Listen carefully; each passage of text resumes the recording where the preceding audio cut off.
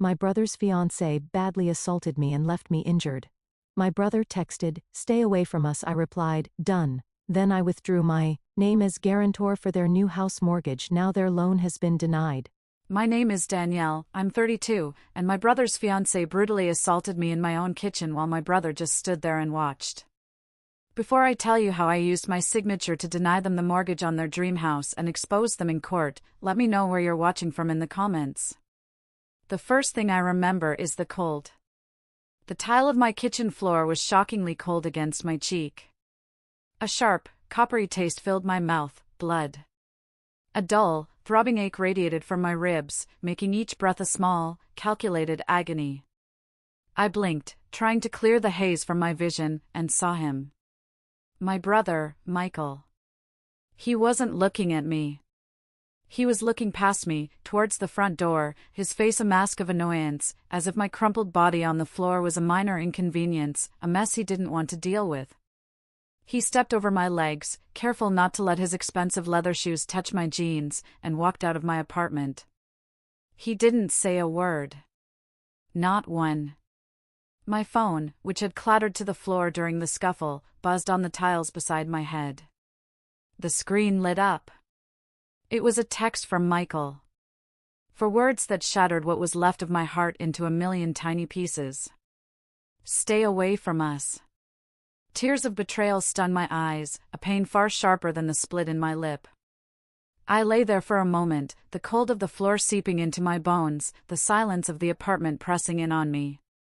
Then, something shifted inside me. The hurt didn't vanish, but it crystallized into something hard and clear. Resolve. My fingers, trembling just a moment before, became steady. I reached for the phone, my movements slow and deliberate. I typed back a single word, a word that felt like it was forged in ice. Done. I hit send. A terrifying silence filled the apartment. What did done mean?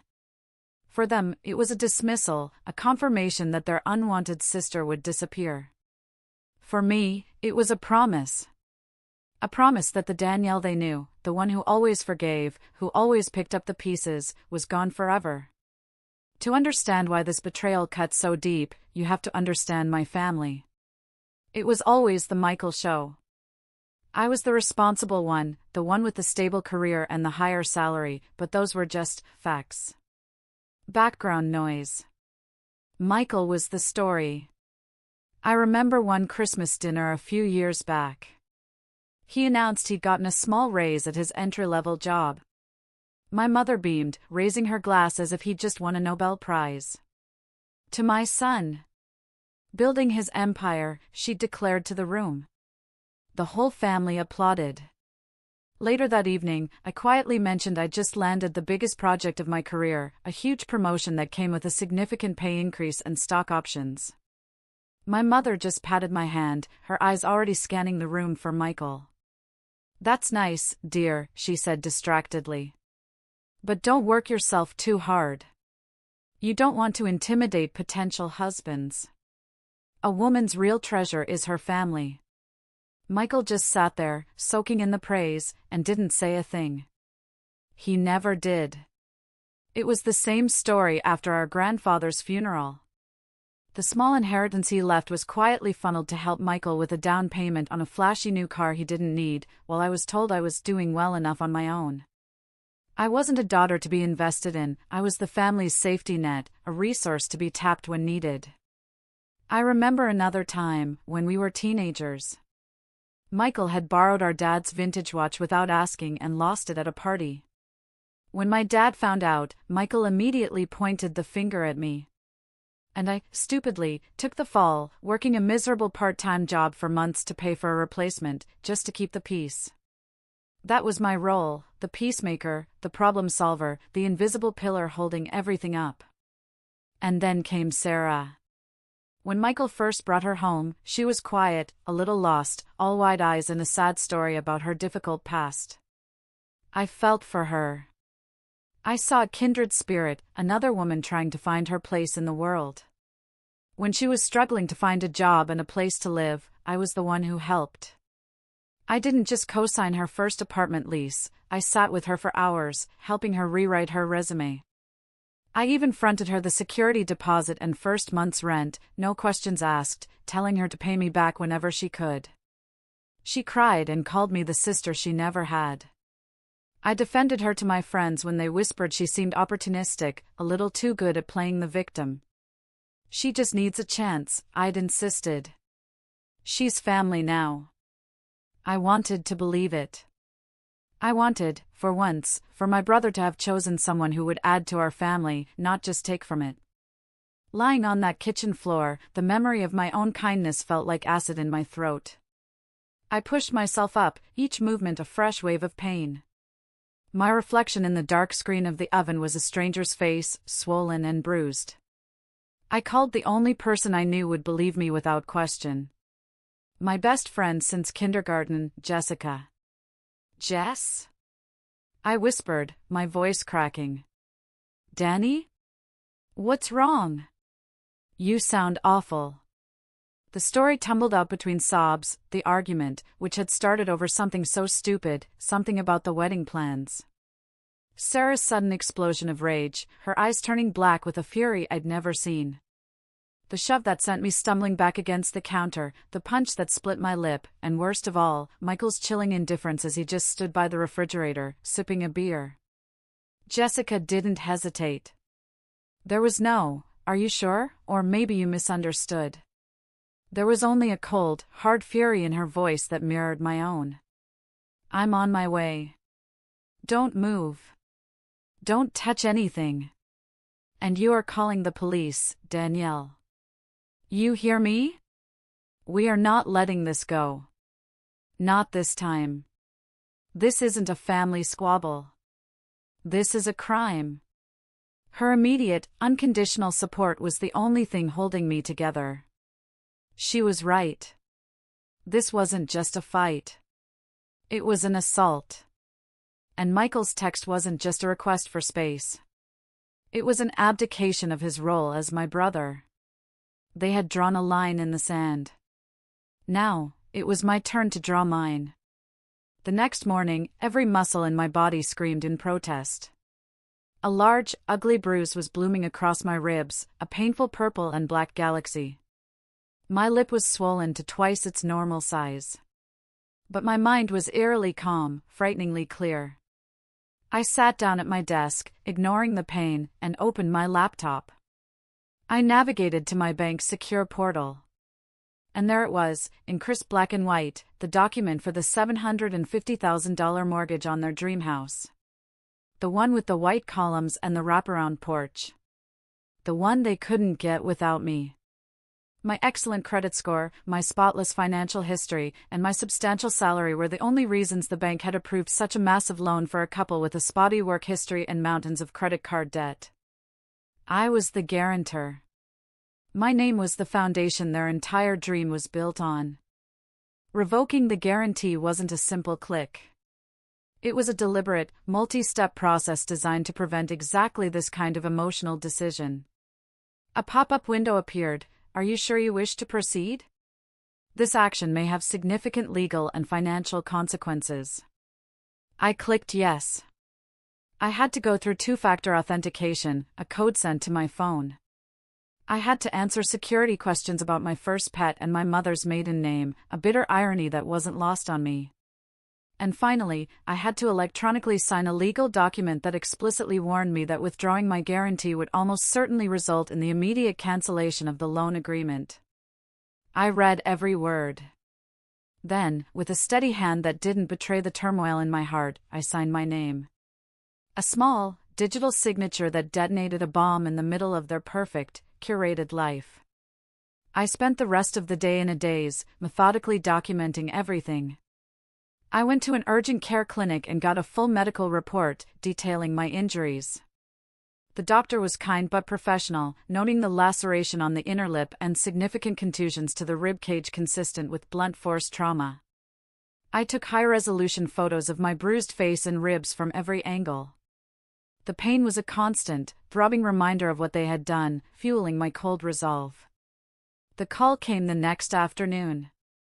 It was Michael.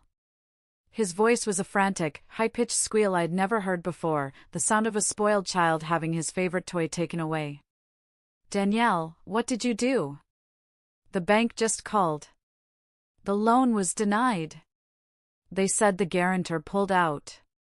What did you do? I let the silence hang in the air for a moment, savoring his panic.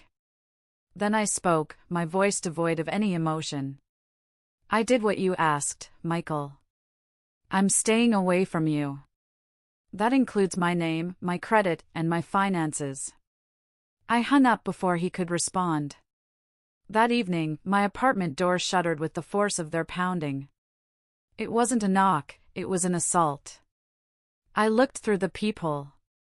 It was them, their faces twisted in rage and disbelief. They looked like trapped animals, wild and dangerous. Danielle, open this door. Sarah shrieked, her voice shrill enough to shatter glass. You are ruining everything. Our house. Our future. Our wedding. Danny, please. Michael begged, his voice cracking, trying a different tactic. We can talk about this. Don't do this to us. Think of Mom and Dad. Think of everything we've been through.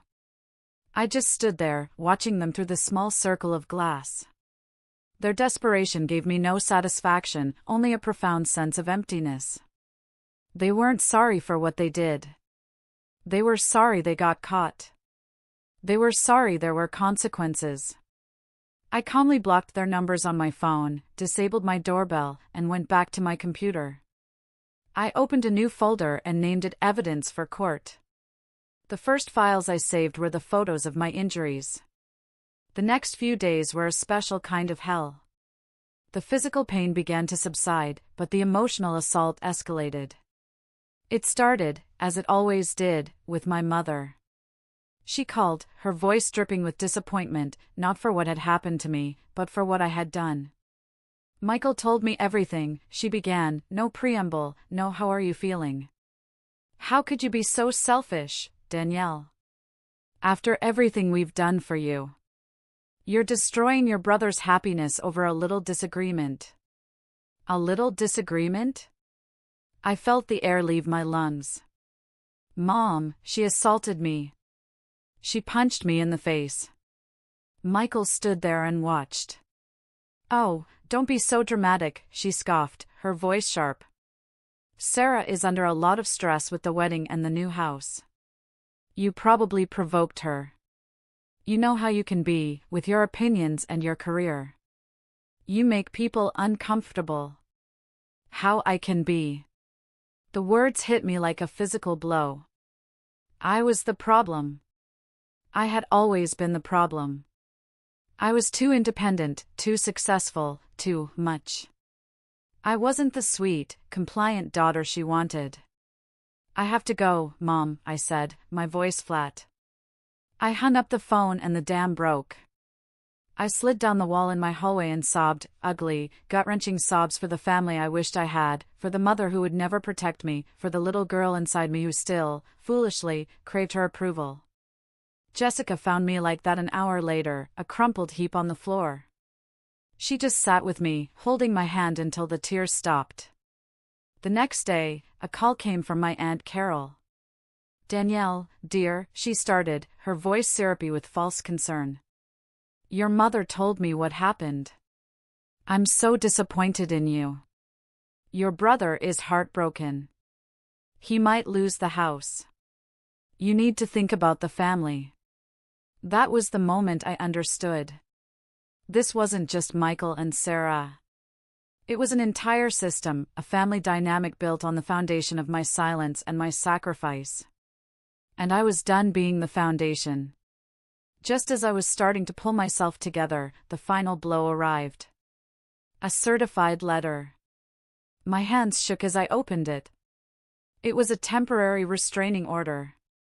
Filed by Sarah. Against me. The document was a work of fiction, a masterpiece of gaslighting. It painted me as an unhinged, jealous sister-in-law-to-be who had been harassing her for months, who was obsessed with my brother, and who had violently confronted her.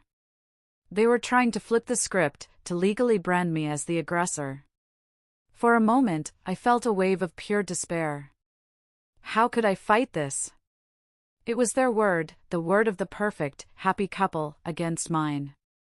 But then, I looked at the folder on my computer desktop. Evidence for court. And a cold, hard smile touched my lips. Thank you, I thought. You just gave me a stage.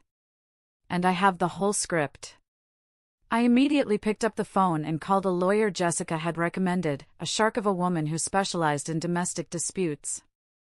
The day of the court hearing, the air in the small family courtroom was thick with tension. I sat with Jessica on one side, my lawyer, Ms. Davies, beside me. Across the aisle sat Sarah, Michael, and my mother, a united front of victimhood. Sarah was dabbing at her dry eyes with a tissue. My mother shot me a look of pure venom. Michael refused to look at me at all. Sarah's lawyer went first, painting a masterful picture of me as a jealous, unstable woman, obsessed with sabotaging her brother's happiness.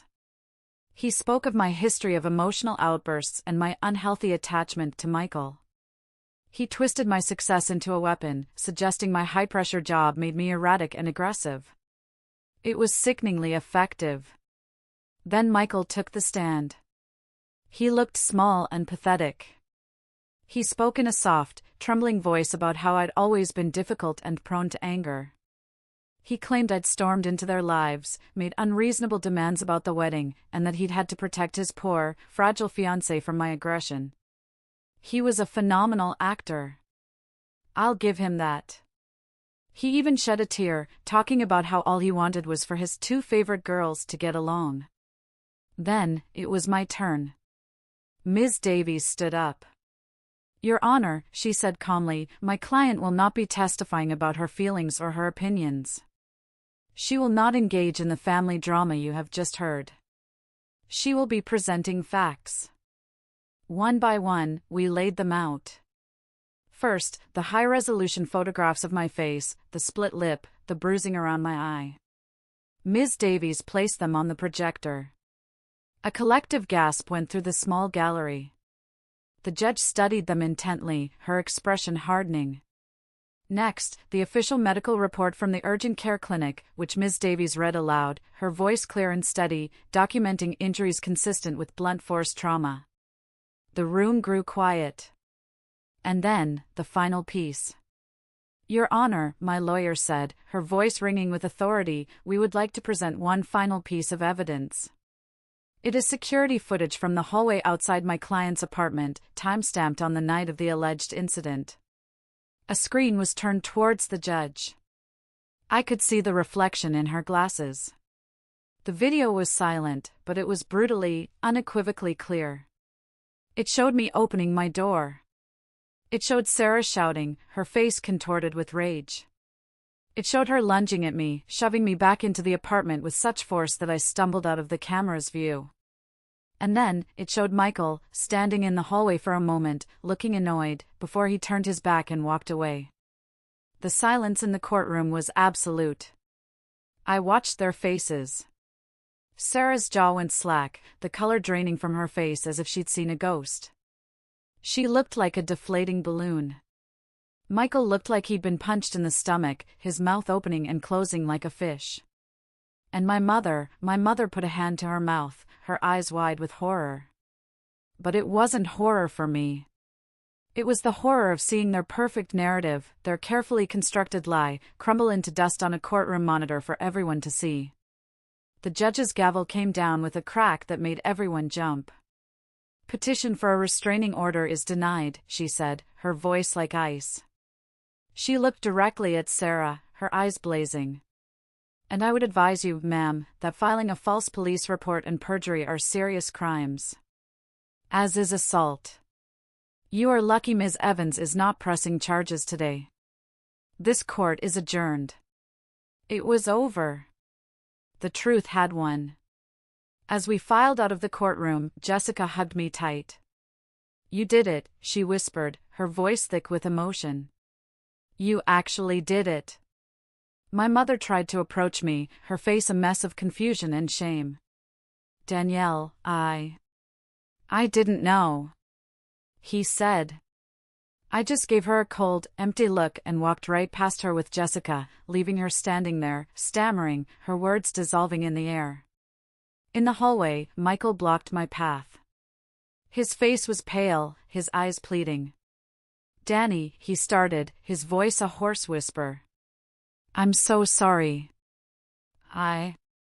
Sarah, she gets crazy sometimes, I didn't know what to do." I cut him off. I looked him dead in the eye, and for the first time, I didn't see my big brother. I saw a weak, hollow man, a coward hiding behind a woman's fists. "You stood in the kitchen," I said, my voice flat and steady, each word a carefully placed stone. "You stepped over my body. You are not my brother. You are her shield. From now on, we are strangers." I turned and walked away without looking back, leaving him standing alone in the sterile courthouse hallway. That was the last time I ever spoke to him. The year that followed was one of rebuilding. It wasn't easy. There were nightmares. There were days when the loneliness felt like a physical weight. But for every bad day, there was a good one. I threw myself into my work, not as an escape, but as a celebration of my own competence. I led my team to our most successful quarter ever and earned a major promotion, becoming one of the youngest vice presidents in my company's history.